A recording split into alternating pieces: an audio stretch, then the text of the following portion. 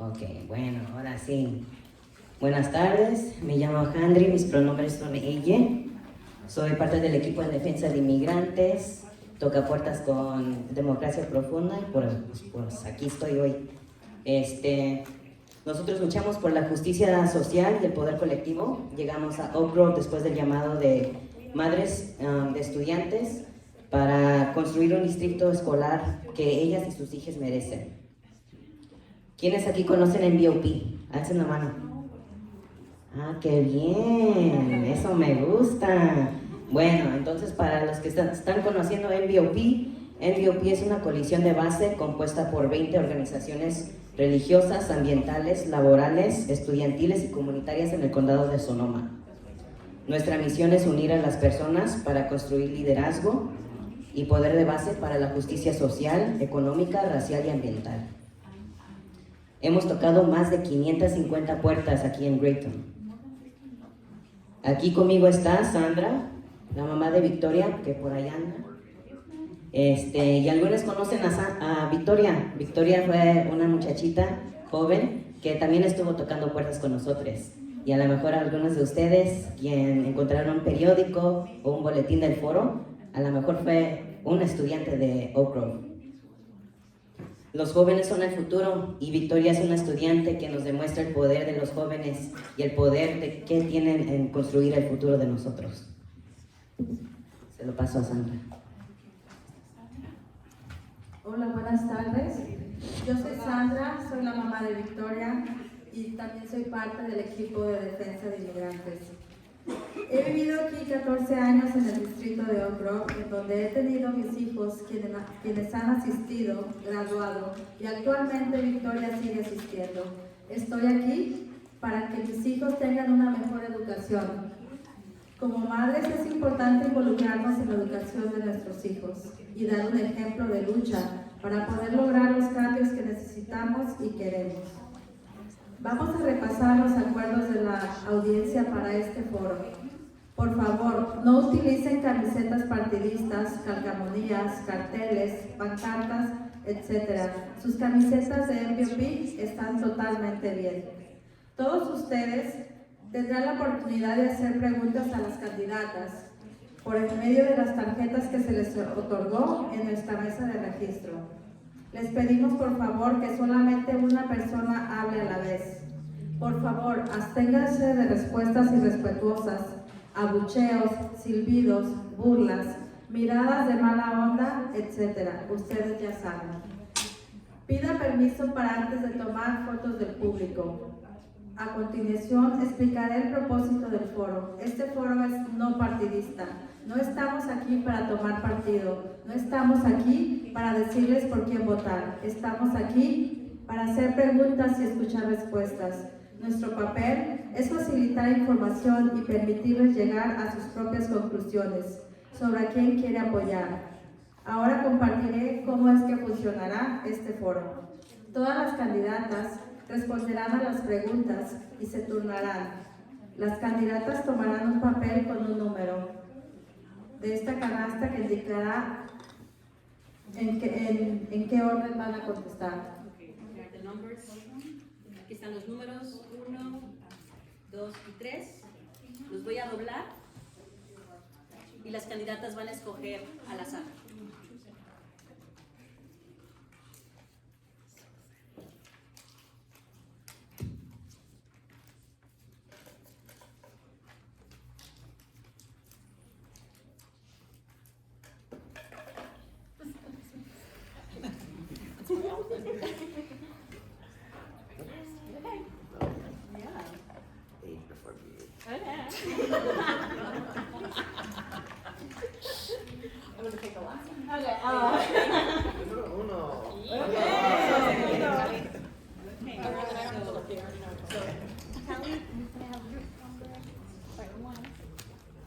Ahora, por su número, van a contestar con ese número 1, número 2 y 3. Cada candidata tendrá 1 minuto para dar su declaración inicial, 90 segundos para contestar preguntas, 1 minuto para dar su declaración final. Si alguien del público tiene una pregunta que quiera hacerle las candidatas, escríbala en la tarjeta que recibió al registrarse. Las preguntas pueden estar escritas en inglés o en español, pero por favor escríbalas de forma legible o no podemos elegir su pregunta. Todas las preguntas más adelante, responderemos las preguntas más adelante en el foro y preguntaremos a las candidatas las 2 preguntas más importantes que cumplan esos criterios. Si tenemos tiempo en el programa, podremos escoger más preguntas. Para sus declaraciones iniciales, tenemos una pregunta que pueden utilizar como guía si lo consideran pertinente. ¿Cuál es su visión para el Distrito Escolar? So number 1, I could probably use my voice, but I'll use my voice. Can you all hear me? So my mission for a school district? My mission for a school district is to serve our students, number first, serve our families, and serve our community. Pretty much in that order. Thank you. Hi, I'm Paloma Escalante de Burrows. I've lived in Grayton for 42 years. I went to Oak Grove. My kids have gone through Oak Grove. There have been a lot of changes in the district. There are a lot of things that I loved growing up here that I don't see anymore. There's not a good sense of community. There's not a good sense of cohesiveness. And I really want to work with all of you to make that possible for our students because they are the most important. We can all put our adult agendas away. We can put our egos away. This is for the children.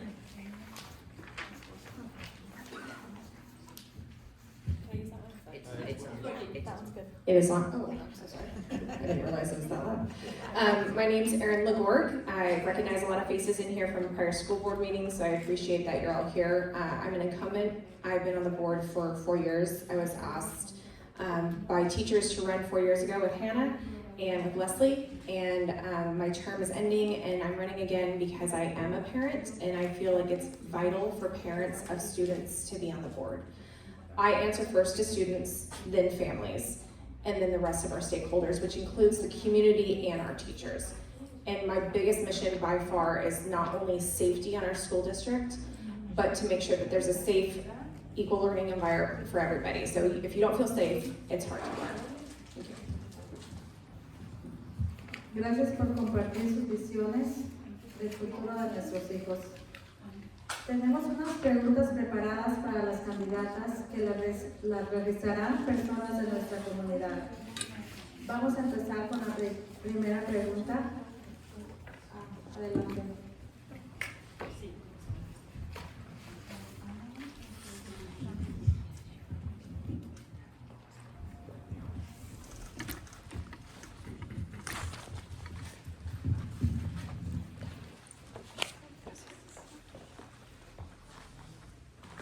Buenas tardes, soy Mónica Gómez y mis 2 hijos han estado en las escuelas del distrito y hemos estado aquí cerca de 10 años.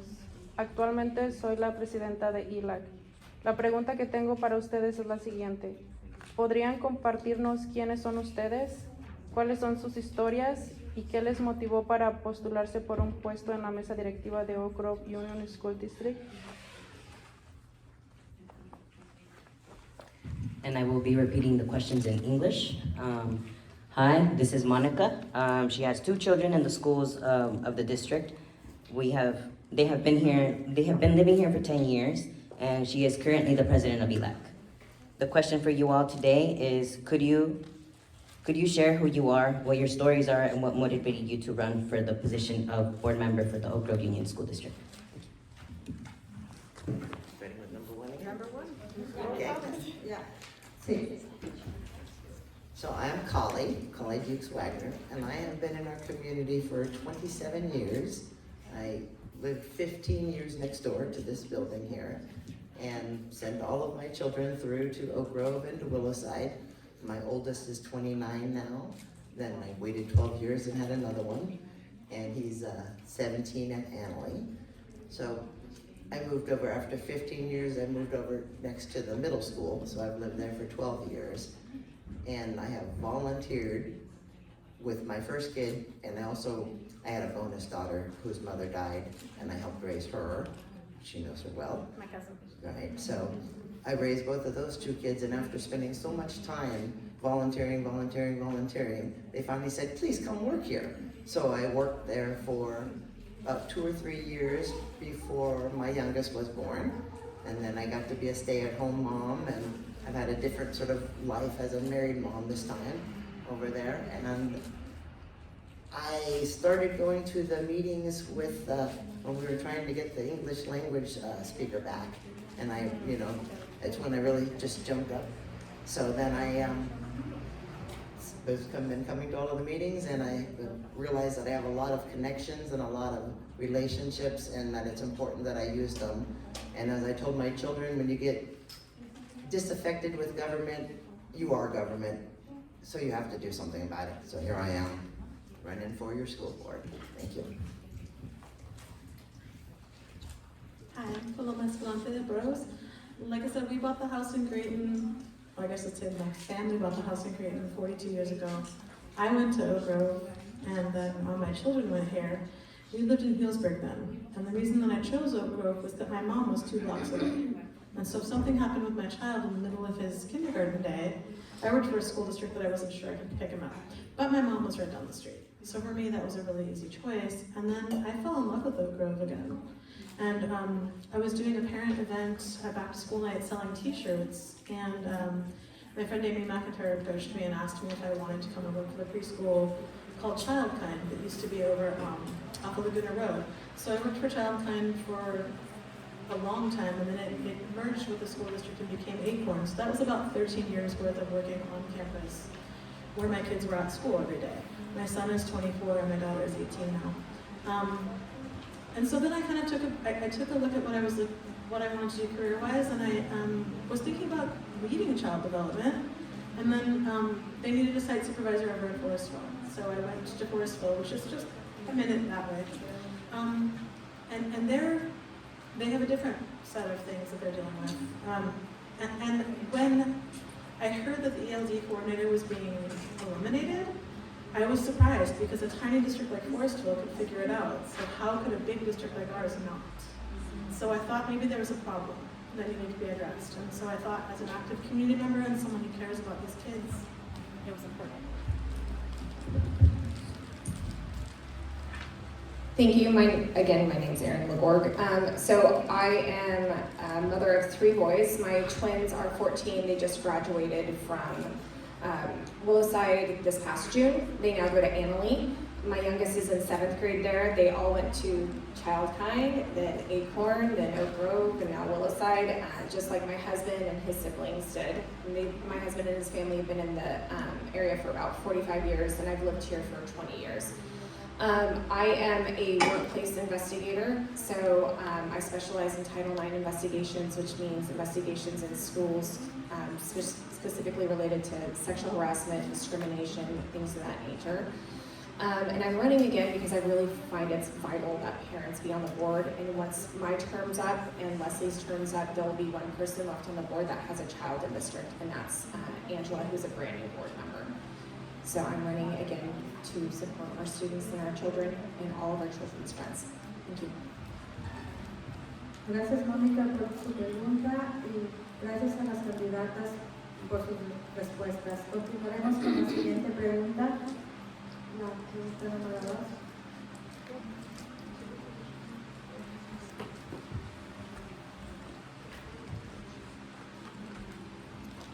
Buenas tardes, mi nombre es... ¿Más cerquita? ¿Así? Buenas tardes, mi nombre es Lucy, tengo un hijo en Oak Grove y una hija en Willowside. Estoy aquí porque ¿Más? ¿Y dónde estaba? Estoy perdida. Oh, buenas tardes. Mi nombre es Lucy, tengo un hijo en Oak Grove y una hija en Willowside.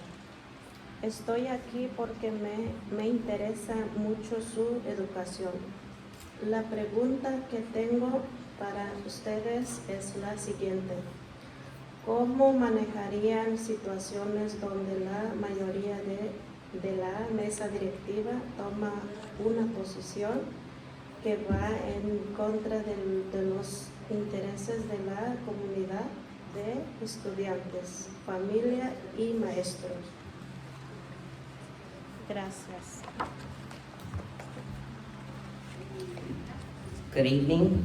This is Lucy. She has a son in Oak Grove and a daughter at Willowside.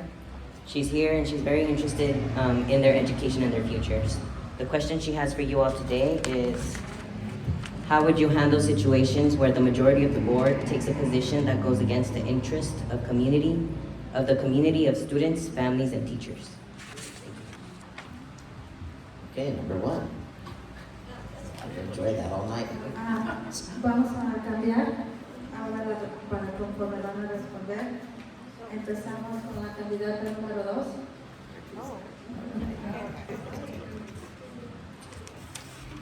I've never gone with the flow about anything ever. I do what is right for the children. End of story. Candidata número 3.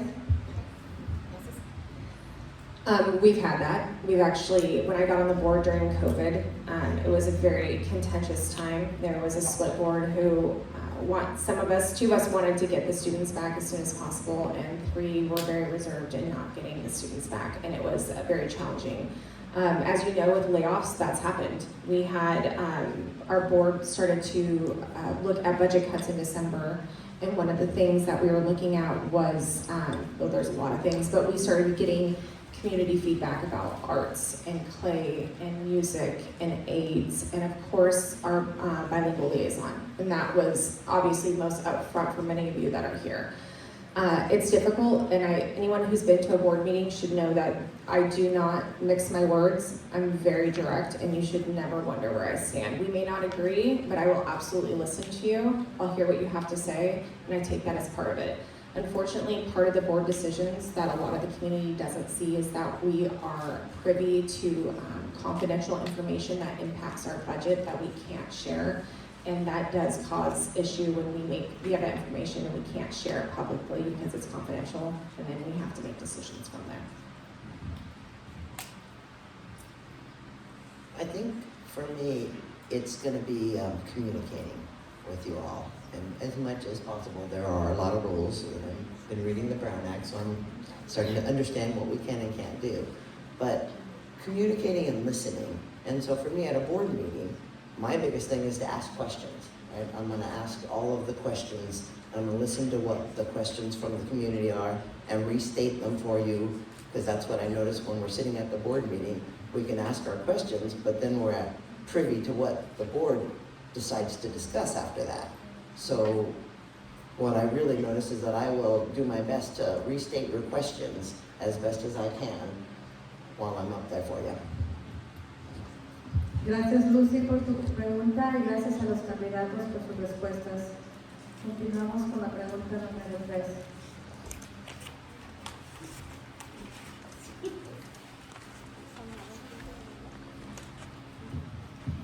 Muy buenas tardes.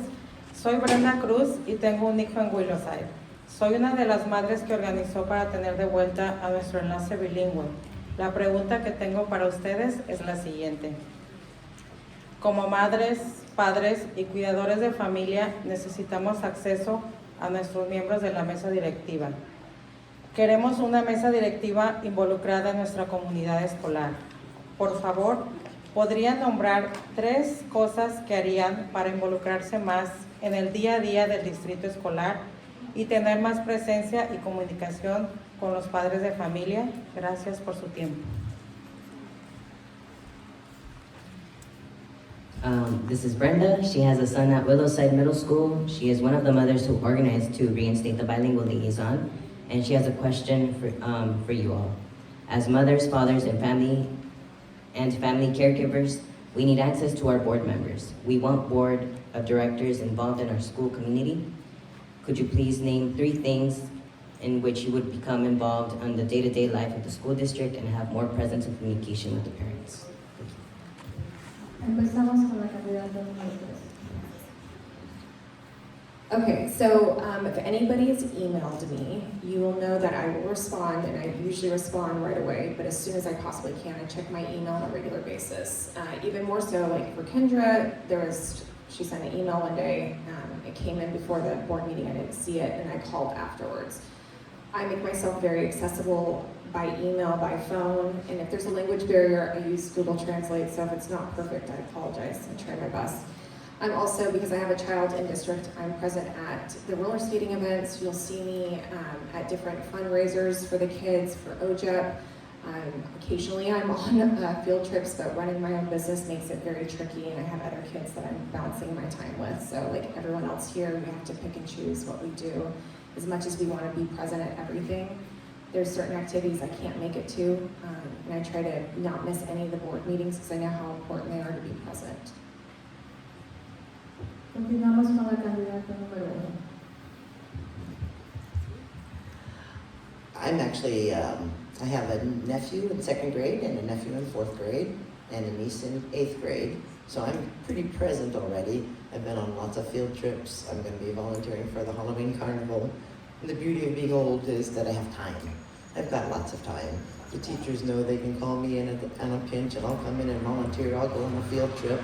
I will volunteer at the carnivals. I'll be there for and then as far as the community members, I'm very visible. I think I'm kind of well known, and come up to me anytime. You all know you can come speak to me, and then when we get an email, you can email me and text me, that too, but you can come up to me and talk to me anytime. I'll take the time for you, because I have lots of that right now. Lucky about that. I can't wait. I know, it's a beautiful thing. I can't wait to be old. That'll be so great.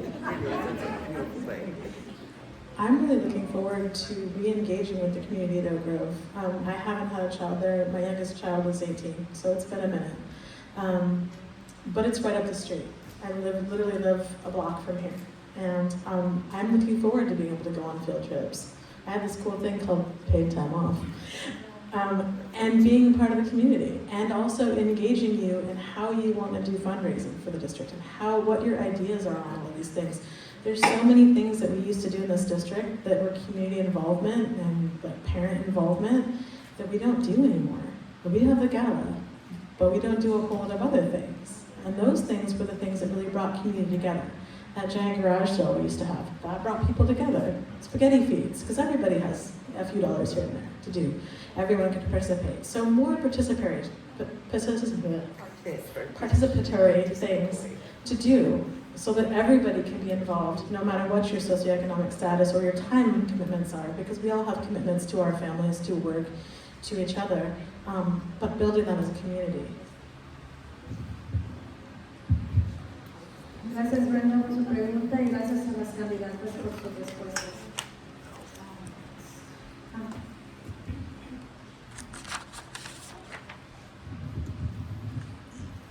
Bueno, este es un recordatorio por si tienen sus tarjetitas. Llenen su pregunta, por favor, y las vamos a recolectar para que podamos escoger las preguntas que se están preguntando y luego se las podamos dirigir a la mesa directiva. Gracias. Gracias por el recordatorio. Continuamos con la siguiente pregunta. Por favor, puede pasar la pregunta número 4.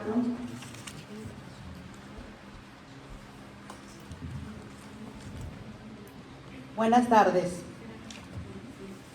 Como algunas ya me conocen, mi nombre es María Galloso y tengo una hija en Willowside y un hijo que estudió en Oak Grove y Willowside. Creo firmemente en el respeto al derecho ajeno es la paz. Mi pregunta para ustedes es la siguiente.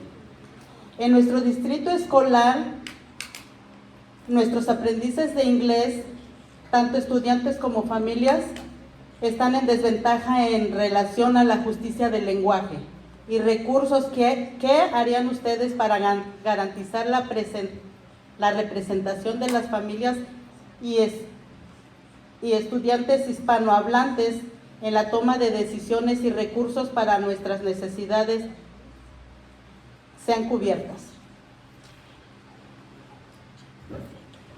Entonces continuamos ahora con la candidata número 1. Perdón. Todo bien. This is Maria Galloso, as some of you all might know her already from attending school board meetings and being present. She has a daughter at Willowside Middle School and a son at Oak Grove. She believes firmly in the respect for the rights and peace of others. Her question to you all is, in our school district, our English learners, students, and families are disadvantaged regarding language justice and resources. What would you do to ensure the representation of Spanish-speaking families and students in decision-making and resources to meet our needs? La candidata número 1.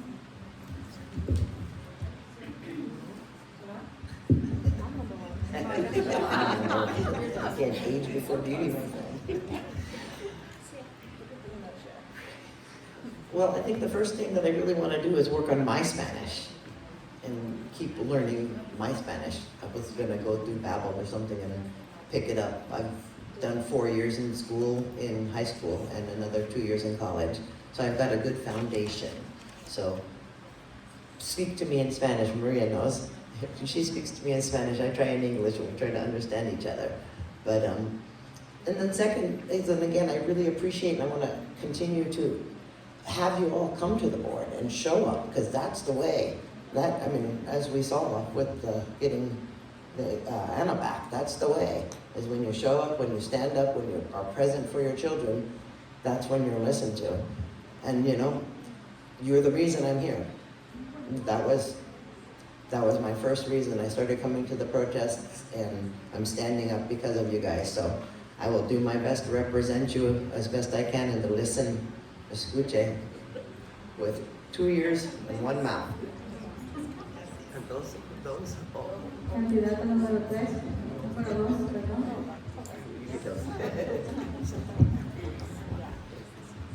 Cuando soy un joven en Creighton, necesito que hablar español si quiero jugar con los niños en la calle.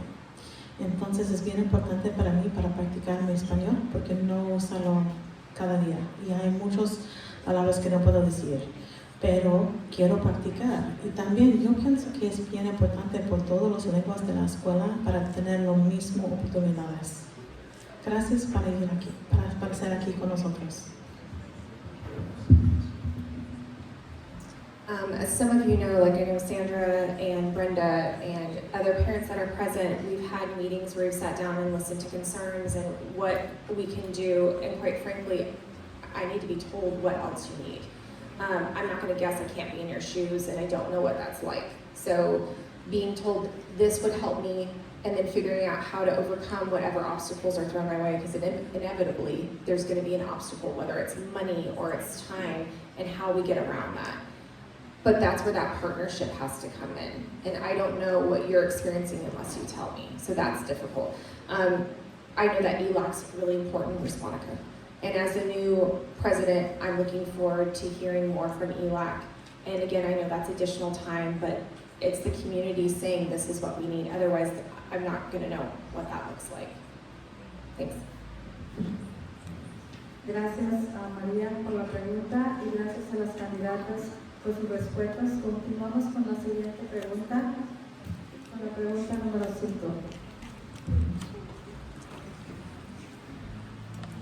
Buenas tardes, mi nombre es Alma y mi hija estudió en el Distrito Escolar. La pregunta que tengo para ustedes es la siguiente. ¿Qué harían para abordar los problemas de discriminación con base en racismo, clasicismo, sexismo presentes en este distrito escolar, para asegurarse que los programas que se ofrecen en la escuela sirvan a los estudiantes de forma equitativa? Gracias. This is Alma. She has a daughter who studied in the district. The question she has for you all today is, what would you do to address the issues of discrimination based on racism, classism, and sexism present at the school district to ensure that programs are offered at the school serve students equitably? Ahora empezamos con la candidata número 2. I said earlier that I thought part of the problem is there's no sense of community between the 2 different communities or 3 different communities that live in this district. There's no bridges. Necesitamos que tener bridges. So if we know our neighbors, if we know these children, if we know these families, we know each other. It's not you against me. It's not that person against this person. It's all of us working together for a better future for all of our students, all of them. Ahora continuamos con la candidata número 3. As part of my profession, I take that very seriously. That's what I investigate, is issues that's based on racism, discrimination, sex, protected class, things of that nature, and I find that very imperative. What I've learned as my position on the school board is that a phone call and sitting down and talking to somebody, especially face-to-face, can do more help than anything else. Sometimes there's misunderstandings, sometimes there's not a misunderstanding and there's a real problem that needs to get addressed. I've had complaints about staff and teachers, and sitting and listening to the parents and hearing out what the issues are is very helpful. And then from there, my first recommendation is go to the principal. If you're not comfortable, come to me and I will help you and I'll guide you. And I've sat down with parents to work with them through the complaint process. Nobody should have to feel that they're not safe or that they don't have an equal access to something at school. And I understand that. As a female, I get that. I'm not a minority, but I understand that people are treated differently. And one of the conversations that came up when we were talking about dress code a year or two ago, I was for uniforms because I thought that would level the playing field. I got pushed back not only from parents and other staff, but my own kids freaked out. But I thought that that would be at least help to level the playing field a little bit in that aspect. Gracias, Alma, por tu pregunta y gracias a las candidatas por sus respuestas.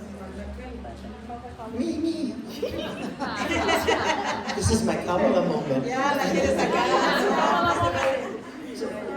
In 1965, I was born. So in 1971 in San Francisco, I was the first class bused into the Noriega, into the Sunset, into a very white school. So after 2 months, my mom, I was a gregarious, outgoing child at preschool and really smart. And after 2 months, I started to shrink. And my mom, like, what's going on? So she makes a meeting with the teacher, and the teacher says, well, I know how to teach Collie what she knows. And she has a picture of all black children from Hunters Point. And she says, Collie's too smart. She thinks she's smart. She always raises her hand. So my mother took me out of school that day, and I went to a private, like, hippie school. And then the next year she started a school in San Francisco. And so for me, I was silent for 9 years from those 2 months of racism. You know, from 2 months, I didn't speak in class for 9 years. I couldn't speak. So I will always fight for racism. I will fight for sexism. I will fight for all those genders. Don't mess with me. So I will. I can guarantee you it's very personal for me. And that's my Kamala moment. Ahora sí, gracias por sus respuestas y gracias, Alma, por tu pregunta. Ahora continuamos con la sexta pregunta.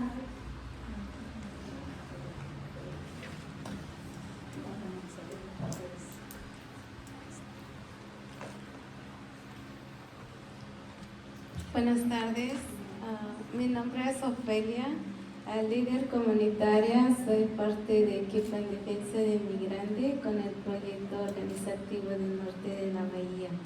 Tengo cerca de 20 años viviendo en este país y hago escuchar mi voz y mi voto en beneficio de mi comunidad.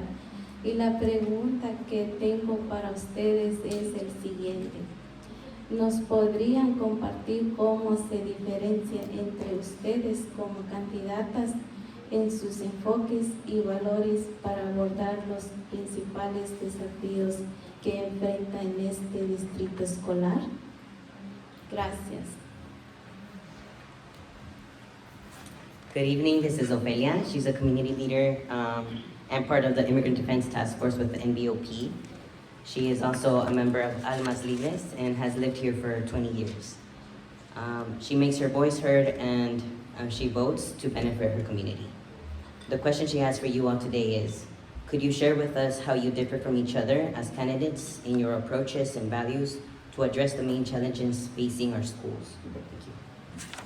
Ahora empezamos con la candidata número 3. I appreciate the question, but what I'm going to answer is what we have in common. And we all are here passionate about our community and stepping up to run for the board, which in other times, there hasn't been people who run, or there's one person and they're kind of automatically on the board. You have options this time. We're all very different, but we care, and I know them personally. I've known Kali and I know Paloma.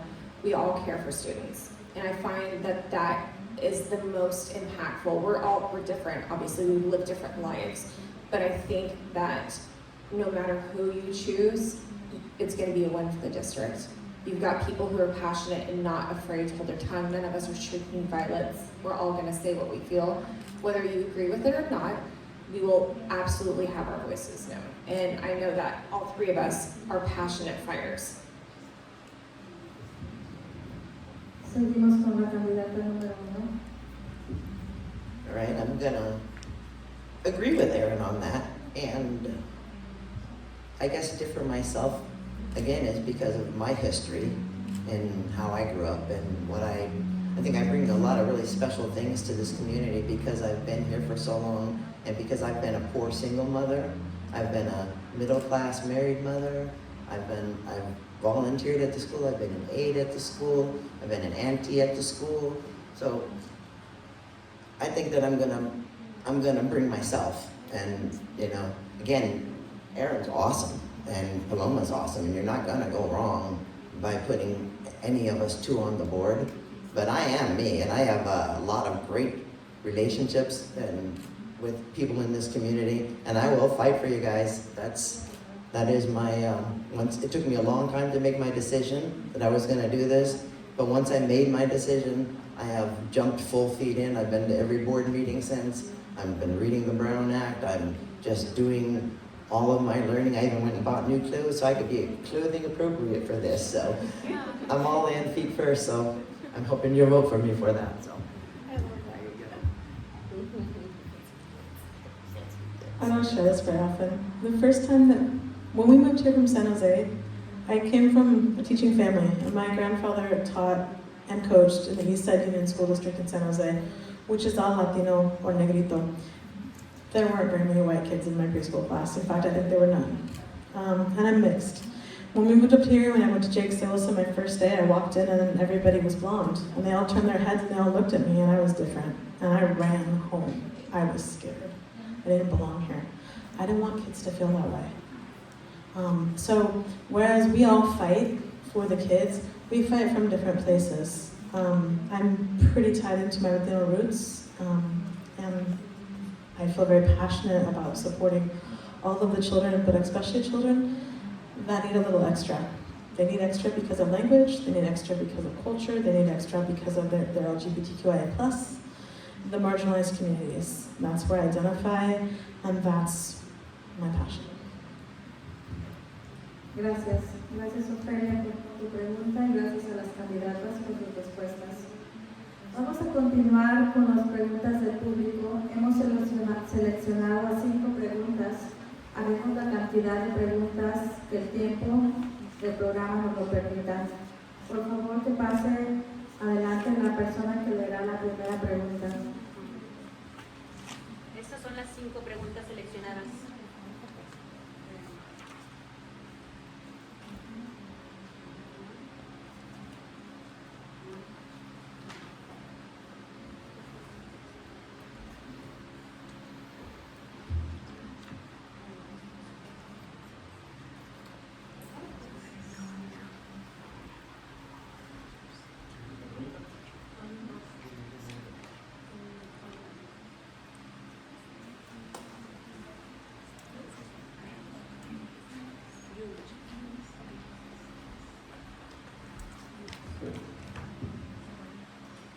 Estamos listos para escuchar la primera pregunta.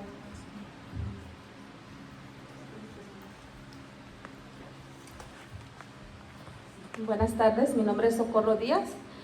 Dice, ¿qué cambios estás... Perdona, señor. ¿Qué cambios ustedes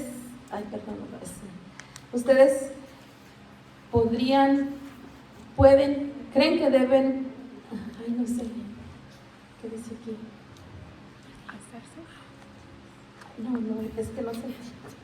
Perdón porque no entiendo la letra, pero dice, ¿qué cambios ustedes piensan que deben hacer para apoyar de una mejor forma a nuestros maestros? Sí, creo que sí. Gracias. This is Socorro. She's a member of Almas Libres. And the question she has from you all is from the public, saying, what changes do you think are needed to be made to best support our teachers? Empezamos con la candidata número 1.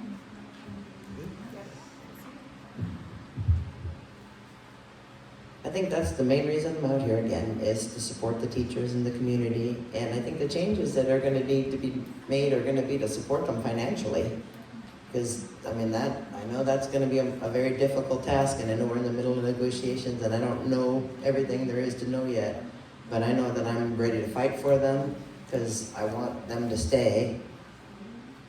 I want to keep wonderful teachers in our community.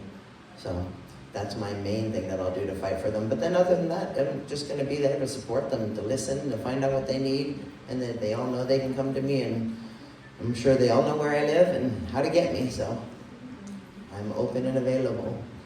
But I'm all for sort of supporting our teachers. Vamos con la candidata número 2. What I've heard a lot from my friends who teach in the district is that they don't have enough support, in that there aren't enough teachers in the classroom and their workload is big. All of our children went through COVID. There's a lot of learning deficit. There's a lot of language deficit. There's way more children with autisms and ADHD and all the SPD issues that you could possibly imagine. We're seeing that in the preschool. So I can only imagine how much bigger it gets as we progress through the grades.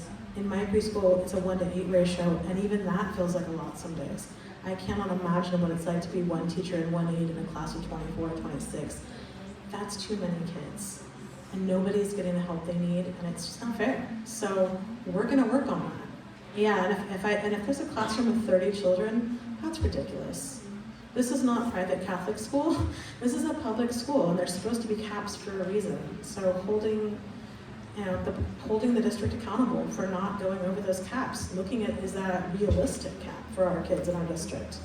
I feel like getting parents, if the parents have time to volunteer and they can come in and help, reaching out to those people and finding those people in the district who have that extra 20 minutes, or people who are retired who have that time. But that takes community outreach, so that would be on me to go out in the community and find these resources for the district as a board member or not. I'll echo what you said, and actually one of the biggest things, obviously we want to have our aides back in our classroom as much as we can, and that was supported and approved when we put back the bilingual liaison. Having more would be great. You'll hear this being said, and I'm tired of hearing it, but it's true. The pie is only so big, so if you take money from one area to give somewhere else, you're gonna have to make a compromise. Right after COVID, I felt as a parent that we weren't welcomed back in the classrooms for a while, and that was really challenging when we wanted to get back in there. And I think that kind of same feeling has sort of stayed a little bit, and I would love to see more parents back in the classroom. It's an invaluable resource, especially if you're bilingual. That would be fantastic. We are in negotiations. It is a complicated course. As a board member, I'll sit through occasionally in negotiations, and I wish I could be much more transparent about it, but there's protected rights, and we can't share certain things. And it's very challenging. We want to support everybody, not only our teachers, but CSEA, which is our support staff out there. And of course that goes through admin and all the way through, which I know is not a popular vote for people, but it's a fact. Every school district has admin, whether you like it or not, it's just kind of part of it. So I would love to see more parents back in the classroom. And of course aides, but parents are free labor. And you're passionate because it's your kids. Thank you. Gracias, Socorro, por su pregunta y gracias a las candidatas por sus respuestas. Continuamos con la siguiente pregunta.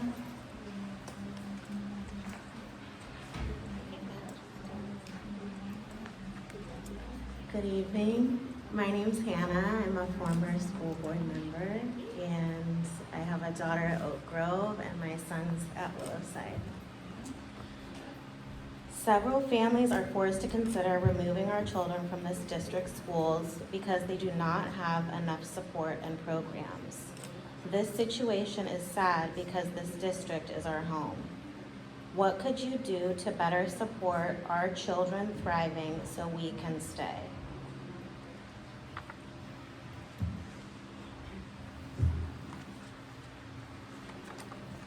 Buenas tardes, ella es Hannah, fue parte de la mesa directiva del distrito, tiene una hija en Oak Grove y un hijo en Willowside Middle School. Su pregunta es, varias familias estamos...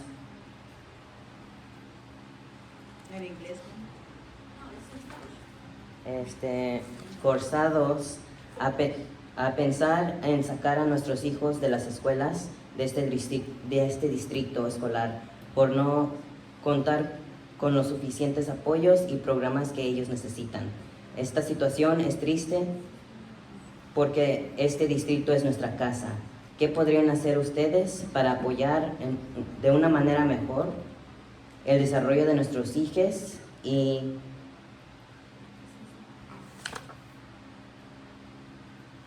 para poder quedarnos en el distrito? Gracias. Ahora empezamos con la candidata número 2.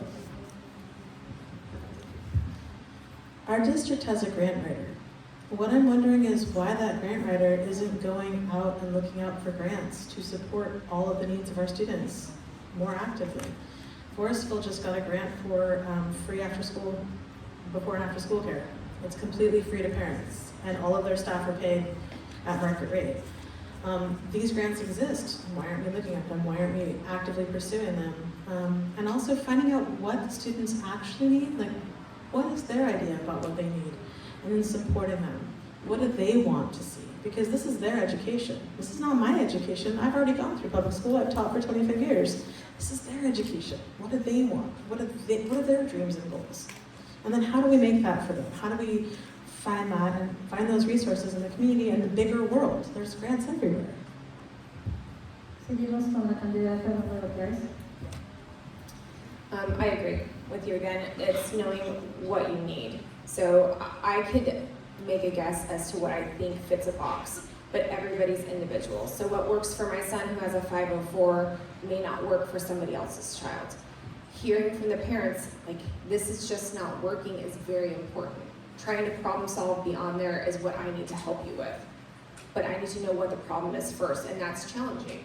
I think there is, well, I know there's a lack of communication between the board and parents and the board, and there has to be a recovery. And if you're comfortable with one board member versus another, that's totally fine, but I would encourage you to reach out to more than one. It's really important, and we'll sit here. I expect my other board members to sit and listen, and I've heard time and time again that some of the current board members don't respond to emails or don't answer calls or things like that, and that's really disheartening. We're public servants, we're here to help you, and I expect that they do so because I hold them to the same standard I would. But I need to know what works for other people. I don't want to guess.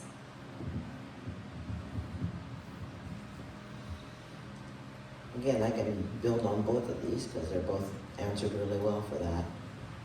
And I'm going to add in that my relationships and my visibility in the community are really what are going to serve me the most here, because our kids do need to see people of color. You know, they need to see people of color in the board, and they need to see our board members walking around the campus and volunteering in the classrooms and showing up at the parades and stuff. And they need to see, you know, variety. And nothing wrong with all of, you know, we gotta have all the colors there too. But we do, we don't have enough brown people. We just don't. There's not even enough brown people here. So that's why I'm stepping up, and that's why I will stay visible, stay present, and stay able to listen and communicate.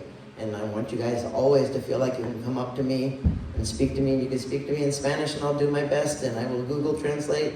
And I entiende mucho, pero mucho más de habla. So I'll do my best, and I'm here for you, and I'm gonna stay visible. And most important is for the kids. I want to be there to be in the classroom and let them see a leader for them who looks like them and is able to represent them. Thank you. Gracias, Hannah, por tu pregunta y gracias a las candidatas por sus respuestas.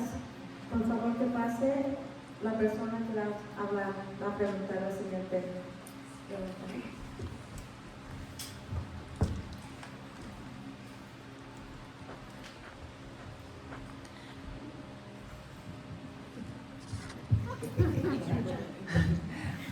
Hola, me llamo Yuli, soy una mamá en el distrito.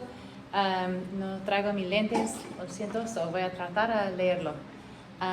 Como una oficial elegida, ¿cómo obtendría información antes de la publicación de la agenda para ser bien informada sobre los positivos y negativas a las decisiones que necesita tomar? Do you want me to read it in English or do you want to? You can go.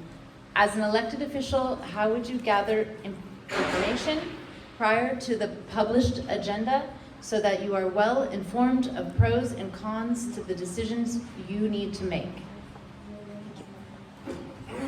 Ahora empezamos con la candidata número 3. Thank you. Thank you, Julie. I appreciate that.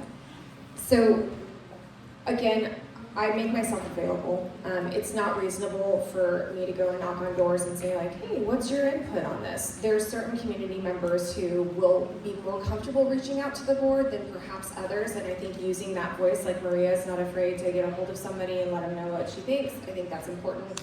Some teachers are more comfortable getting a hold of certain board members versus others. It depends. Contacting the board is important. It's very helpful, but all of that information that we hear is vital to hear in an open setting so each board member can hear that. As a board member, I can't talk to Brenda and then go and talk to Collie and then Collie talks to Paloma. It's called a serial meeting and it's illegal. We're not supposed to do that. All of our business should be out in the public for everyone to see. There should not be any backdoor deals. There shouldn't be anybody making a decision behind closed doors, and I haven't had that. I know Hannah can maybe attest that as well in her time, but I thought the board actually did a really good job of not doing that. Whether we agreed or not, all of our business played out in public. Seguimos con la candidata número 1. So I'm a big reader, so that's the first thing I like to do is research. Once I get a question in my mind, I'll read it, I'll research it up and down, left and right, and then I'll expect to hear from the community and to let me know what your guys' opinions are and what are your needs based on, what we're able to do. And again, I can't promise I'm going to be able to do everything because there are a lot of legal things and there's a small pie that but I'm going to listen and I'm going to do my best to be able to represent and speak for you the best I can. And again, I think one of the biggest things I'm going to be able to do is restate from what I hear you saying at the question period and make sure that I'm getting it discussed during the discussion period of the board. So, thank you. Like Kali, I love to read and I love to research. My favorite part of my job, besides directly working with my children, is hooking up families with services. It's something I love to do, and finding the right answer for the right question. So, I'm around the corner. Vamos a hacer cafecito o algo. Gracias. Gracias, Julie, por tu pregunta. Ahora, gracias a ustedes por sus respuestas. Ahora que pase la persona que va a hacer la cuarta pregunta, por favor.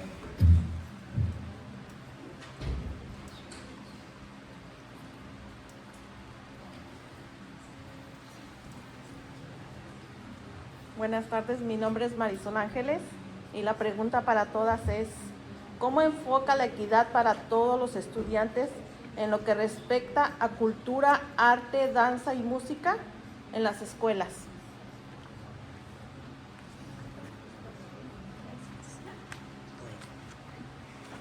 Good afternoon. This is Marisol. She's also part of the Immigrant Defense Task Force with NBOP. Our question from you all is from the public saying, how do you approach equity for all students with regards to culture, art, dance, and music in schools? Thank you. Ahora empezamos por la candidata número 1. I like this one because this one goes back to community and bringing us all back on board for this. And Oak Grove has had some really great cross-cultural experiences already with the Dia de los Niños and the, right, book that one too.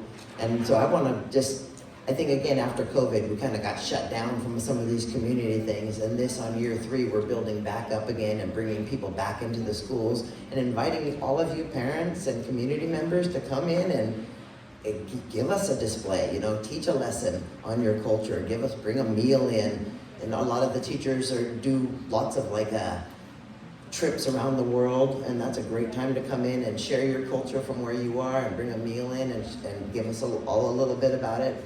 So I would like to just encourage that to keep happening and to keep building as we're going.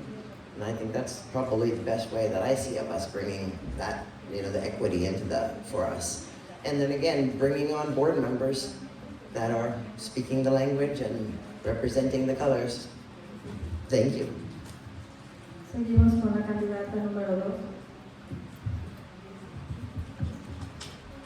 So this weekend I went to this amazing exhibition at the Sonoma County Museum for Dia de los Muertos, and it was beautiful. And all the children were dancing, and I thought, how wonderful that is. And then I was reminded by my daughter that Oak Grove already does that. So that was cool. But also as a mixed person, I want to see everybody's culture represented. There's no such thing as white people. There's German people, there's French people, there's American people, there's people from all over. I want to see everybody's heritage brought to bear equally. Entonces, todos. Yo quiero aprender a todos. Y yo quiero que los niños aprendan a todos. Es importante para tener todos. Los italianos, los alemanes, los de Europa también, todos.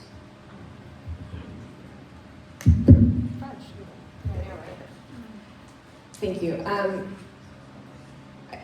not comfortable. I've had 4 years of Spanish, and I will do Spanglish occasionally, but I'm more comfortable listening than speaking it because I don't conjugate my verbs, right? So I apologize for that. One of the things is my husband's family speaks a language that's Latin-based, and it really messes me up, so I end up using French and Spanish and Basque, and I get all messed up in my head. But bringing in, especially our grandparents, if you are lucky enough to have grandparents or elders in that can come in and share some of these traditions, is so huge. OGIP's been great in trying to bring in all sorts of different artists and really enrich our school district, but we have such a great community. There's so much here already.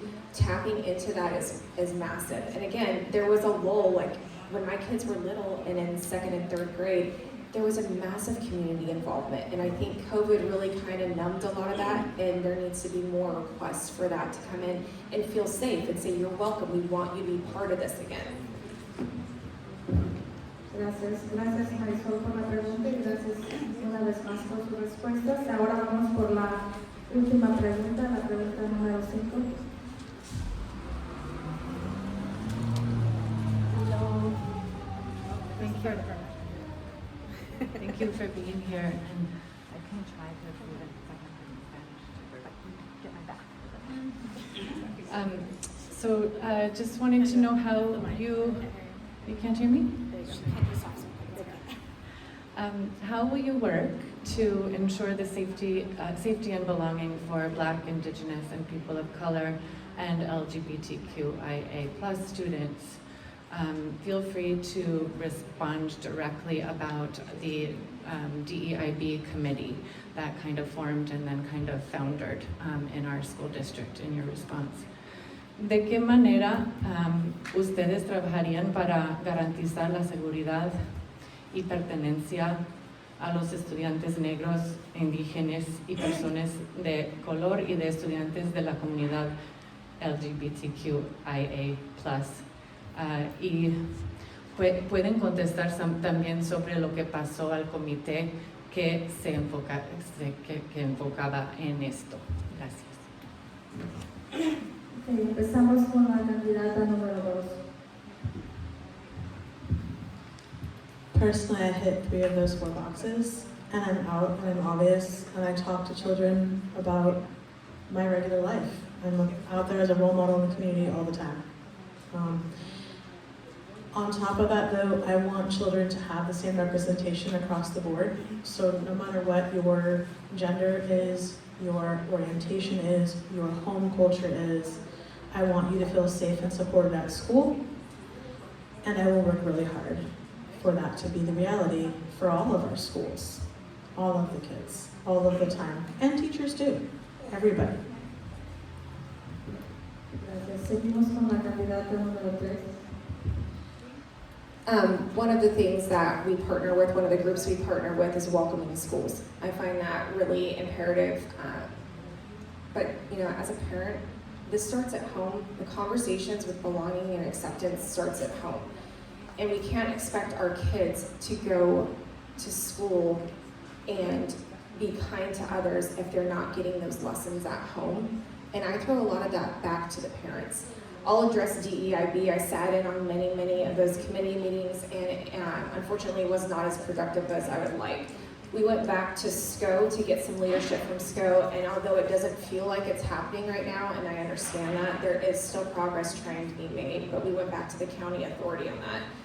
Money was spent out of a budget for something that wasn't fruitful, and it was upsetting for some of us on the board that we spent money and did not get the results that we needed that benefited our district in the way that we needed to go.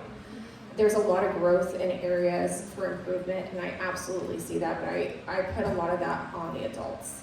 Nobody should feel unsafe. Nobody should feel excluded, regardless of your identity or your race. And I think that's important, but I really find it super important for the parents for it to start at home. So the kids bring that to school, and what type of morals are they bringing there?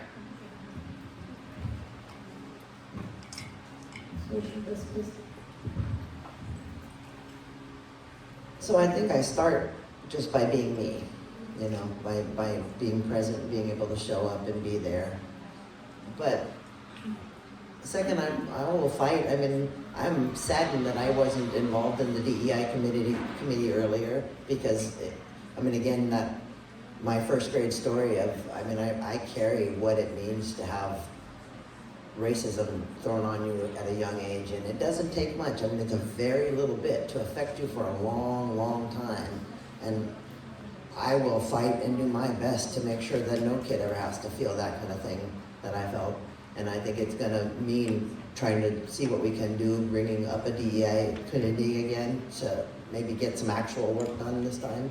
And maybe, I don't know what it was that stopped us, but maybe some more forceful voices and some voices that have experience. That, like I said, I cry at my own story to know how long it took me to come out from that. So I think that when people really start to understand what happens when you get shut down in school, what happens when a teacher is putting you down because of something that you don't control, and be that LGBTQ or your color. So I'll fight for those kids and getting them back up to the board and praising them for coming to the board meetings and praising them for being out and fighting for what they want, what they need. Thank you. Gracias, Kendra, por tu pregunta. Gracias a todas por responder las preguntas de la comunidad en este primer foro bilingüe de candidatas en el distrito de Lagourgue. Ahora les proveeremos con un minuto para sus comentarios de cierre, y el orden de esto será de acuerdo a los números que sacaron de la canasta. Empezamos con la candidata número 1. Closing statement. Oh, closing statement. I should have been listening to this. I missed that one. All right, so I'm going to close it up by asking for the vote. Like any good salesman, I have a story of I once had somebody come to sell me Mary Kay. and I had the money set aside for it, and I sat there through it, and she made me all beautiful, and I was ready to buy it, and she didn't ask for the sale. So I kept my money, and I didn't get any makeup that day. So I'm gonna ask you for your vote. Well, you know, I'm ready to represent you, and I'm ready to work for you, so I'm asking you for your vote and thanking you for being here.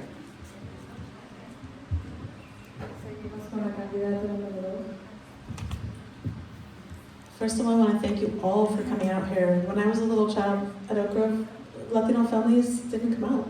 They weren't involved. So to see all of these faces makes me really happy because there's been change, and that's wonderful. I'm also not a good salesman. Vote for me if you feel like I'll do a good job. Or not, too, that's okay. We'll still be friends, either way, we'll still be friends. And I'll have extra time to do all those other things. So, you know, vote for me because you want to, not because I said to. Vote for me because you want to. I said to. If you vote for me, great. If not, the district's gonna be blessed no matter what. You're very, very lucky. You're gonna have different representation regardless if I get back on the board or not. What I will say is I am a parent. I still have a child in there. And going home and having to explain to my children the decisions I made will keep you humble and honest. There's nothing like having to go home and explain things to your own kids.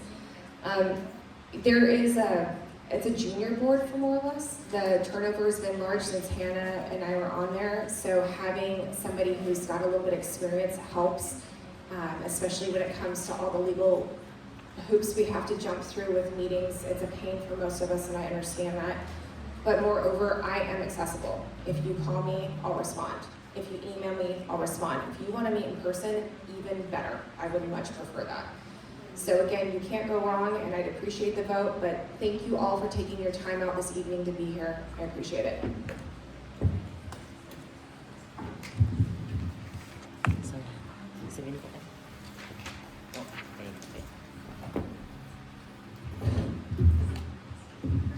Bueno, muchas gracias a las candidatas por estar aquí el día de hoy y muchas gracias a ustedes por acompañarnos. Le queremos dar un aplauso y unas gracias a Sandra.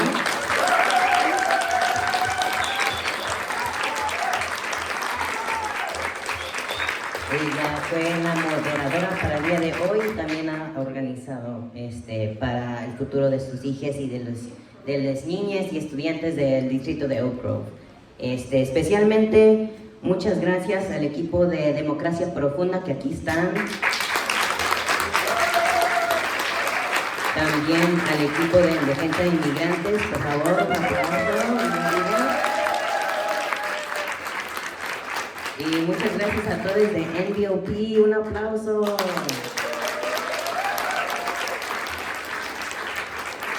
Por favor, no olviden entregar sus equipos de interpretación.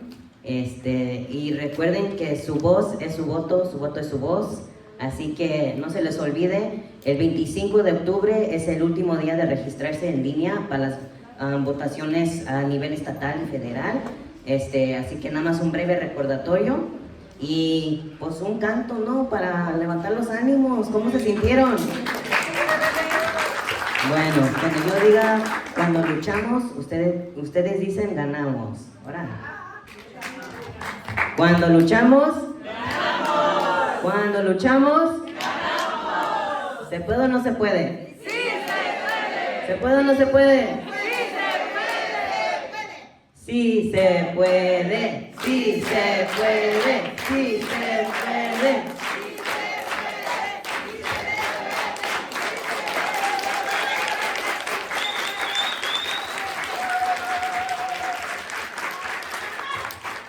Y con eso vamos a poner un poquito de música y vamos a, pues, si se quieren quedar aquí un ratito, chismesear, a conocer sus vecinos, aquí estamos, pero agarren agua fresca, miren, están llenas, ¿no? Agarren agua fresca, tienen sus vasitos, sus botellas de agua y pues que pasen muy buenas noches, no se les olvide votar. Gracias a las candidatas.